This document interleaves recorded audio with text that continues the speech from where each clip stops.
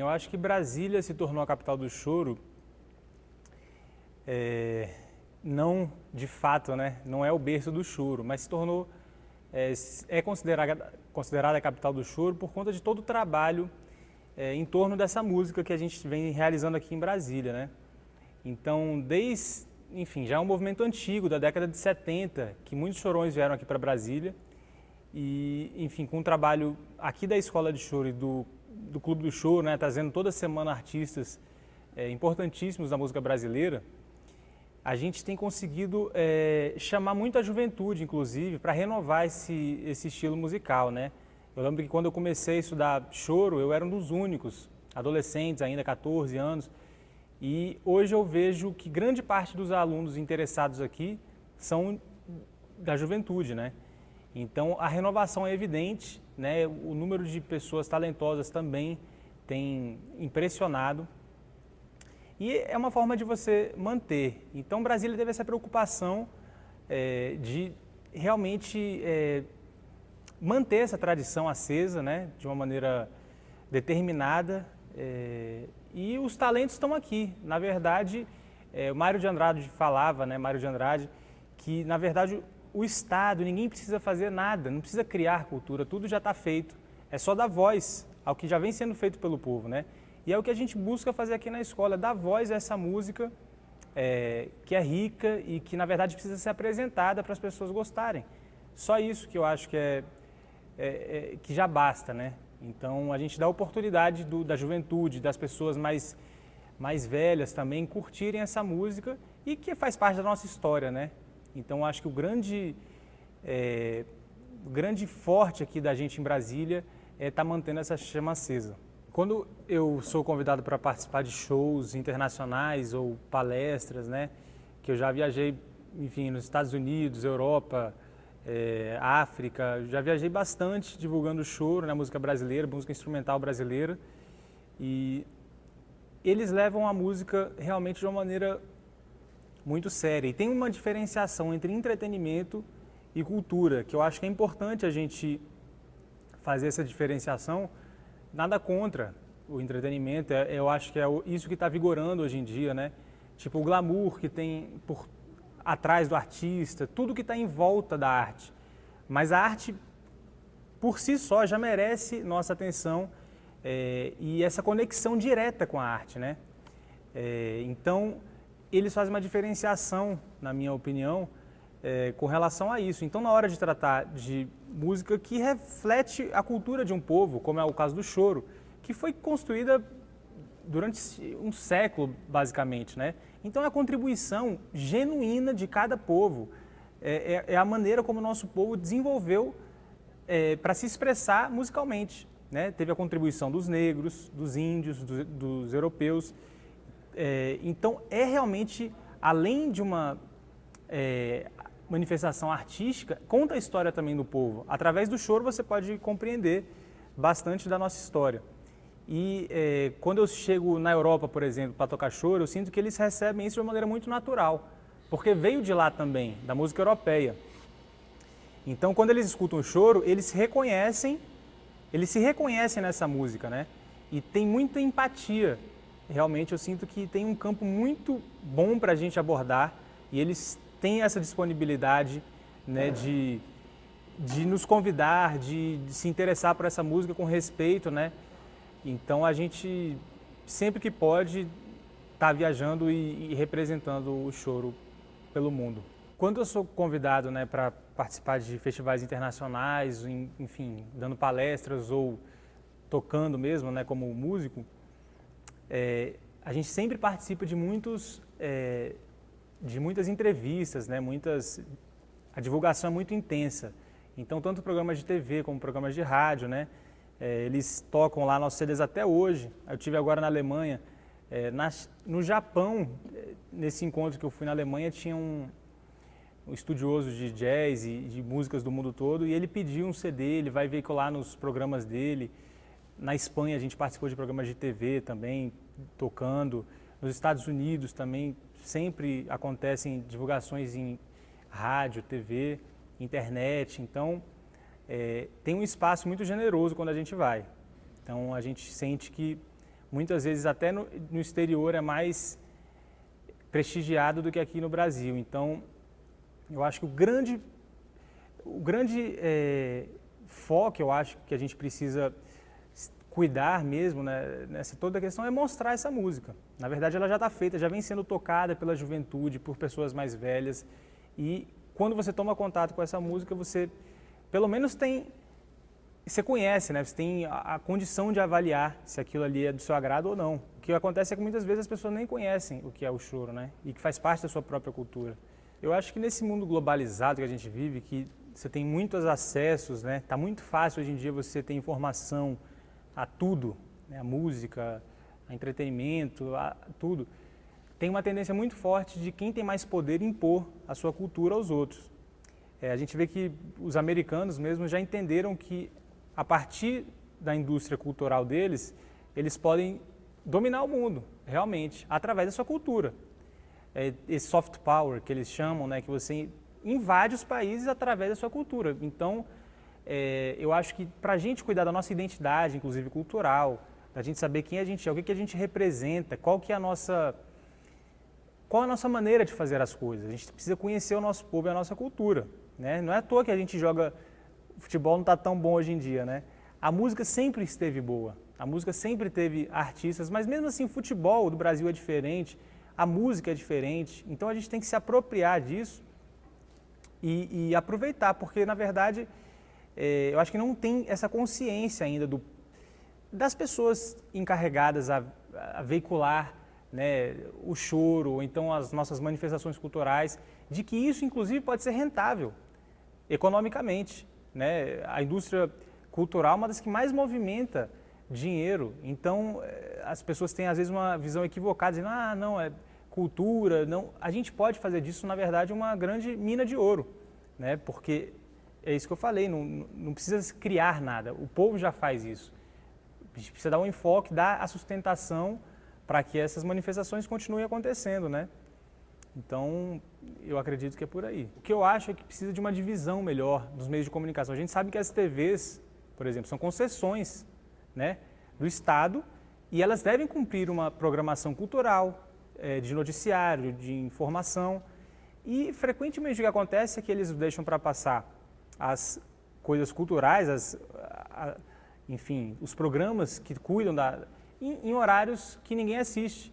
Então, deveria haver algum tipo de conselho, algum tipo de manutenção e de regulamentação dessas regras para que isso favorecesse também o músico que está trabalhando em pequenos espaços, o artista, o artesão que está nos seus pequenos ateliês, entendeu? Para que isso tivesse projeção também, porque de outra maneira ninguém vai tomar contato com esse trabalho, né?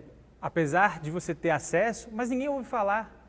Então é importante focar a luz também nesses artistas verdadeiros que se destinam a construir, na verdade, a cultura de fato, né? E não somente a questão do entretenimento, daquela coisa do glamour do artista, de saber com quantas mulheres o cara dormiu, entendeu? Fogos de artifício e criar a música do verão. A gente está falando de coisas distintas. Isso é uma coisa que deve acontecer, enfim, o nosso mundo está caminhando nesse sentido. Agora, a outra parte eu tenho sentido muito negligenciada. Então, dar a mesma atenção, ou pelo menos mais atenção para essa parte que não está tão assistida. Eu acho que Brasília é a prova viva, o trabalho do Clube do Choro da escola, de que é possível você apresentar música de boa qualidade e o público comparece, né? Ele prestigia. Aqui já é uma programação de mais de 20 anos e que a cada ano a gente percebe um interesse maior, mais público, mais alunos interessados, né? Então, o que faz a gente concluir que o que precisa ser apresentado realmente. A gente precisa de espaços na TV, onde você apresente. Na verdade, isso pode chocar um pouco hoje em dia, né? Você apresentar música instrumental no horário nobre, talvez muita gente não entenda. Agora, é função, acho que do Estado, um dever do Estado realmente apresentar essa música, que é a música do seu povo, né? As artes do seu povo, né? O choro. Enfim, não só a música, mas todas as manifestações culturais merecem essa atenção, né? Porque a arte é a única coisa, eu acho que nesse mundo, que liberta o ser humano, né? É a parte onde não está submetida a regras. E o que tem acontecido hoje é que as artes estão submetidas ao interesse econômico. Então, se dá dinheiro, se é rentável, apresenta-se na mídia. Se não dá, não apresenta. Então, isso é pouco justo, né? Isso é, para dizer o mínimo. É impossível competir com pessoas, empresários multimilionários, né? Então, quem está fazendo música está estudando no seu quarto 8 horas por dia, entendeu? Está compondo, está observando a vida. Então, o mínimo que se tem a fazer é dar oportunidade a essa pessoa que se preocupa realmente em... Porque o artista, ele é como se fosse um cronista do dia a dia, entendeu? Um artista, ele está pintando o que ele está presenciando na vida, ele está tirando fotos, ele está compondo músicas que têm a ver com o seu tempo. Então, e sem a possibilidade de você falsear. Palavras você pode...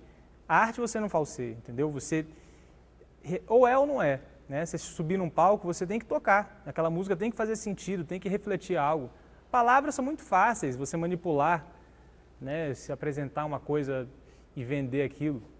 Agora, a arte não, ela... por si, ela é pura, né? A verdadeira, desses caras que se preocupam realmente na relação direta do ser humano com a vida, com tudo isso. Mas é isso, as pessoas prestigiam. Agora, precisa de perseverar, né? Precisa de apresentar, precisa de educação, né? Você vê que, inclusive, é uma maneira das pessoas ganharem a vida, né? Aqui na escola mesmo de choro de Brasília, a gente tem vários alunos que ganham a vida hoje, tocando. Então isso vira um objetivo, que saem da zona de risco, muitos são alunos carentes, que vêm de zonas muito pouco abastadas e acabam encontrando na música a sua tábua de salvação, né? E começam a ter um objetivo de vida. E isso é muito bonito. Nós fazemos roda de choro aqui na escola uma vez por mês, aqui na frente da marquise do prédio. E é aberto à comunidade, um evento da cidade mesmo, que a gente deixa aberto para quem quiser participar. Nossos alunos sempre vêm, então é aqui debaixo das árvores, um ambiente super agradável. Famílias, crianças vindo aqui prestigiar, e cada vez mais tem se consolidado como um momento cultural aqui de Brasília, né? E se renova cada vez, a gente sempre tem apresentações, ao final de cada roda a gente traz um grupo para se apresentar. Então, é outra coisa que a gente se preocupa, de manter também essa informalidade do choro, não só colocando ele como um sistema dentro da sala de aula, mas também na interação social, na questão de você conviver com pessoas mais velhas, de outras idades, mais novas, enfim. Tudo isso enriquece, né? É uma visão que a gente procura também passar aqui no nosso trabalho. Já é uma ideia da escola de choro fazer uma metodologia de ensino que mostre como o choro é tocado, porque ele sempre foi uma música informal, que você aprende na rua, né, nos botequins e nas rodas de choro mesmo, né? Eu aprendi, meu professor, a metodologia dele era essa aqui, ó. Tira esse CD aqui do Cartola, tira todos os acordes do violão, tira as baixarias, e aí semana que vem você volta. Então era assim, eu tirei de ouvido, eu não tinha muita noção no início do que estava acontecendo. Aos poucos eu fui entendendo e vendo os nexos que existiam entre as músicas, né? Que muitos padrões se repetem. Então, constatando isso e me baseando, claro, no trabalho de outros grandes mestres que a gente teve aqui em Brasília, como Alencar Sete Cordas, Hamilton de Holanda, Rogério Caetano, enfim, e tantos outros aqui que sempre estiveram próximos a gente, fui reunindo essas informações e apresentar um trabalho muito essencial, no sentido de que muito sem rodeios, né? Eu busquei colocar ele de uma maneira bem simples, o passo a passo para você chegar a tocar como músico de choro. Então ali eu mostro de como é o raciocínio do músico, que geralmente quem toca essas músicas assim, que não estão na academia, não se preocupam em pensar como ensinar isso, você só toca. Então eu, como também sou músico, mas tenho interesse aqui na escola de desenvolver isso, busquei encontrar os nexos que existiam entre as músicas e fazer esse estudo da linguagem do choro, que vai servir para todos os instrumentos, não é focado no violão, ele é focado realmente em ensinar as bases dessa música, né? Tanto na questão rítmica, na questão harmônica, na estrutura, métrica, análise, das baixarias, que são um dos pontos fortes, né, do choro, né, que faz a gente perceber o que é o choro, a baixaria é fundamental. Então, é o passo a passo, é um kit de sobrevivência realmente, para que o músico entenda como deve ser tocado o choro. Por exemplo, eu vou tocar a mesma música de 3 maneiras diferentes. Então, você pega o tico-tico no fubá. Eu posso tocar ela assim, como se fosse uma bossa nova.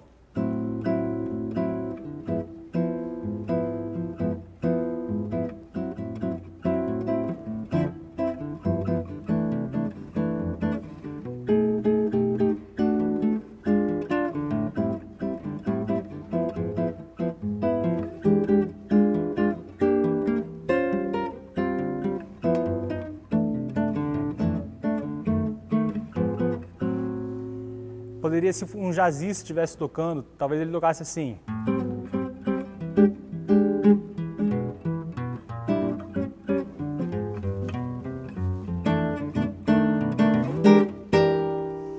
Agora, o choro, ele é caracterizado por diversos outros elementos. Então, se eu fosse tocar choro, seria algo como isso.